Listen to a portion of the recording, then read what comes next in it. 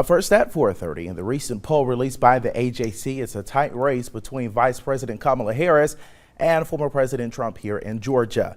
But that poll also shows 8% of likely voters are undecided. But the AJC is reporting the race could break either way as early voting enters its second week. Earlier this afternoon on WALB News Now, our Washington correspondent explained why that is. 8% is actually a large percentage when you factor in how close races have been in Georgia over the last few years. Not only in the presidential race in 2020, in which Joe Biden beat Donald Trump, but also, of course, in the Senate races that occurred, which ultimately led to a runoff election. So 8%, that can swing the race. And that's the reason why you have Kamala Harris and Donald Trump traveling so often to Georgia to try to win over those undecided voters.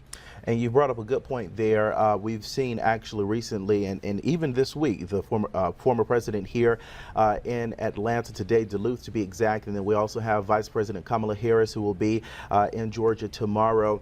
Could that, kind of help sway voters into deciding who they will choose?